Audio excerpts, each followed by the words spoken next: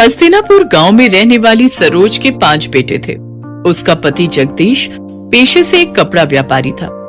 कुछ वर्षों पहले जगदीश का स्वर्गवास हो गया था। समय के साथ सरोज के सभी बेटे जवान हो गए और उन्होंने पिता के कपड़ों के सीमित कारोबार को बड़े उद्योग के कारखाने में बदल दिया। पूरे गांव में उन्हीं के चर्चे हुआ करते थे। अरे सरोज के 5 बेटों ने मिलकर सरोज का मान ही बढ़ा दिया भाई। पहले तो पिता के छोटे मोटे कारोबार को इतना फैलाया और फिर उसी कमाई से इतना चौरस घर खड़ा कर दिया।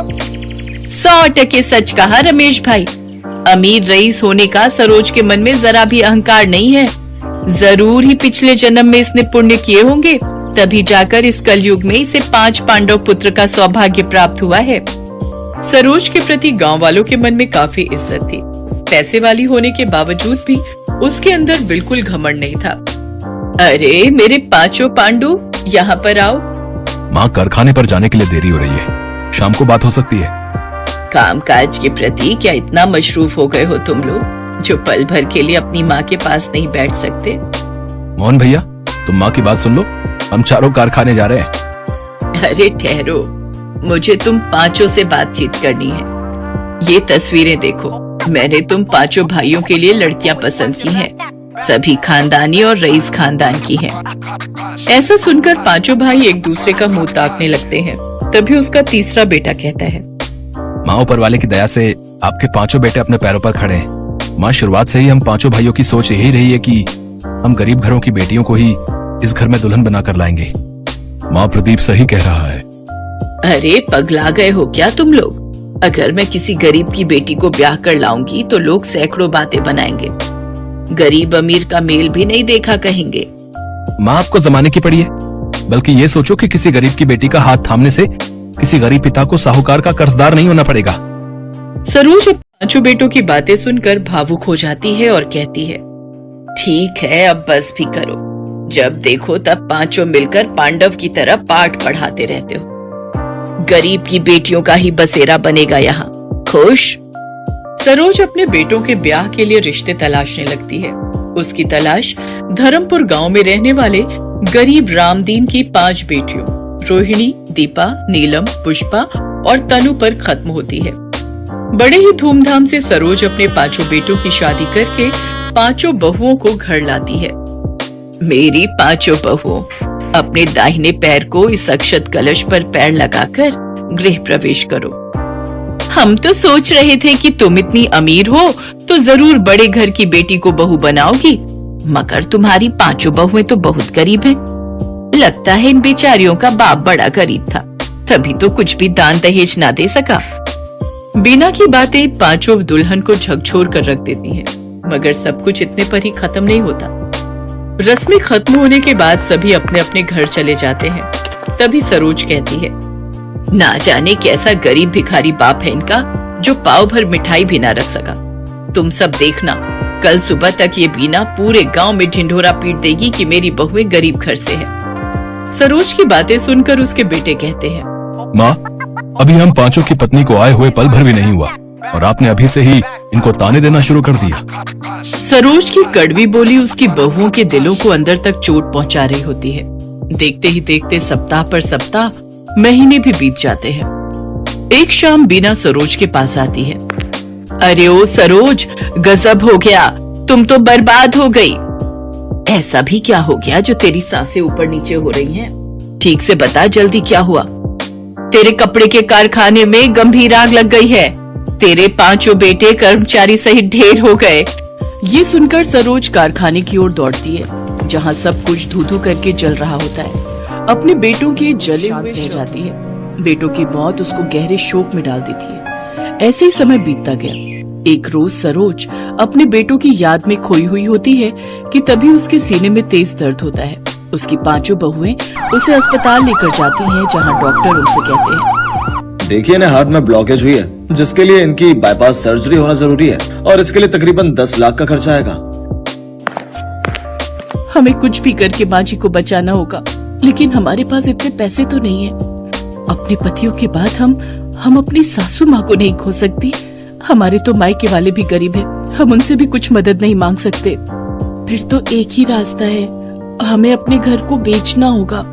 वो पांचों अपने घर को बेच देती हैं और सरोज का इलाज करवाती हैं। थोड़े से बचे हुए पैसों से वो किराए पर एक कमरा लेती हैं और पांचों बहुएं अपनी सास के साथ उस किराए के एक कमरे में रहने लगती हैं। कुछ महीने तो जैसे तैसे उन्होंने बचे हुए पैसों से काट लिए, लेकिन फिर वो अपना जीवन बेहद ही गरीबी में काटने पर मजबूर हो गई और दिन में सिर्फ एक टाइम ही रूखा सूखा खाना खाकर गुजारा करने लगी। और कुछ समय बाद तो वो टाइम भी आ गया जब उन छहों को भूखे पेट ही सोना पड़ा। दीदी अब तो भूख के मारे जान जा रही है। सही कहा तुमने, अगर हमने पहले कुछ बचत की होती तो आज हमें ये दिन नहीं देखना पड़ता। अपनी बहुओं को भूख से तड़पता देख सरोज लाला के पास जाती है और कहती है, लाला मुझे थोड़ा राशन उधार दे दो, हमने 3 दिन से कुछ भी नहीं खाया है। माफ करना सरोज बहन, लेकिन अब मैंने उधार देना बंद कर दिया है। नकद लाओ और राशन पानी ले जाओ। गांव के मंदिर के बाहर बैठकर सरोज भीख मांगने लगती है, लेकिन उस दिन 10 रुपए से ज्यादा उसे 1 पैसा भी नहीं मिलता। उन 10 रुपयों से सरोज आटा खरीद कर ले जाती है, जिससे उसकी बहुएं 6 रोटी बनाती है और सभी 1-1 रोटी नमक के साथ खाकर आधा पेट ही सो जाती हैं। ऐसे ही समय बीतता है। पांचों बहुएं सुबह से शाम तक काम की तलाश में निकलती हैं, लेकिन उन्हें घर में छाई गरीबी के कारण सरोज को सदमा लगता है और उसकी तबीयत खराब होने लगती है।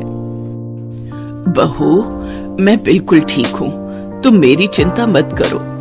पांचों बहुएं कूड़ा कचरा बिनकर उसमें खाने की तलाश करने लगती हैं। कुछ दिन बाद तनु और पूजा को एक घर में साफ सफाई का काम मिल जाता है। वो अपनी सास की तबीयत को देखते हुए अगले दिन काम पर जाने के लिए लेट हो जाती हैं। जहाँ पहुँचकर उनकी सेठानी उनसे कहती है, आ गई तुम दोनों कामचोर हैं? तुम गरीबों की यही बीमारी है, मीठे मुंह तुमसे 2 बोल क्या बोल लो, तुम तो सर पर ही चढ़ जाती हो। चलो अब मेरा मुंह क्या देख रहे हो, जल्दी से जाकर काम पर लग जाओ। वो दोनों काम पर लग जाती हैं, लेकिन उनका ध्यान अपनी सास की सेहत की तरफ ही था। घर का सारा काम करते हुए तनु को भूख लग जाती है और वो पूजा से कहती है, दीदी मुझे बहुत तेज भूख लग रही है, कुछ रोटियां बची हैं, सेठानी तो इन्हें कूड़े में ही फेंकेगी, तो क्यों ना हम ही इन्हें खा ले। नहीं तनु, तू तो जानती है ना सेठानी कैसी है, वो जब हम गरीबों को बासी रोटी सब्जी तक नहीं खाने देती तो वो हमें ताजा खाना क्या खाने को देगी। हम ये रोटी चुरा कर ले चलते हैं, घर जाकर सब मिलकर खा लेंगे। वो दोनों बहनें अपनी साड़ी के पल्लू के नीचे रोटी चुरा कर ले जाती हैं। तभी सेठानी उन्हें देख लेती है और पुलिस को फोन कर देती है और पुलिस उनके पीछे लग जाती है। मैं कहती हूँ रुक जाओ, तुम दोनों कानून से नहीं बच सकती। भाग तनु भाग, नहीं तो ये पुलिस वाले हमें नहीं छोड़ेंगे। तभी तनु का पैर गड्ढे में अटक जाता है और वो जमीन पर गिर जाती है। पूजा उसे उठाने के लिए रुकती है, तभी पुलिस वाले आकर उन्हें पकड़ लेते हैं। क्या चुरा कर भाग रही थी तुम दोनों? हैं? दिखाओ मुझे। पुलिस मैडम उनके हाथ से वो थैला लेती है और जैसे ही उसमें देखती है तो वो हैरान रह जाती है। उसमें कुछ रूखी सूखी रोटी होती है, जिसे देख वो पुलिस वाले उनसे पूछती है, मुझे लगा तुम दोनों पैसे या गहने चुरा कर भागी होगी, लेकिन तुमने ये कुछ रोटियां भला क्यों चुराई? भूख सब कुछ करवा देती है साहब, और ये बात आप समझोगे। तनु और पूजा की आंखों में आंसू आ जाते हैं और फिर वो अपनी दुख भरी कहानी पुलिस वालों को बताती है। उन दोनों की कहानी सुन पुलिस का मन पसीज जाता है और उनको उन पर दया आ जाती है। देखो, कानून अंधा होता है, वो सिर्फ गुनाह देखता है लेकिन एक गरीब की भूख नहीं देख सकता। ये लो तुम कुछ पैसे रखो, इनसे कुछ काम शुरू कर लेना। पुलिस वाले उनकी मदद करते हैं और उन्हें कुछ खाना खरीद कर दे देते हैं। वो खाना लेकर वो घर जाती है और पेट भरकर उस दिन वो सभी बहुएं अपनी सास के साथ खाना खाती है। आज भी हमारे देश में ऐसे कई गरीब हैं जो भूख की भट्टी में झुलस कर दम तोड़ देते हैं।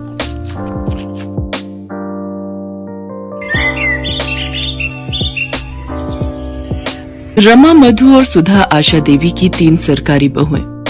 रमा पेशे से सरकारी वकील थी, मधु एक यूनिवर्सिटी में प्रोफेसर थी और छोटी बहू सुधा एक सरकारी बैंक में नौकरी करती थी।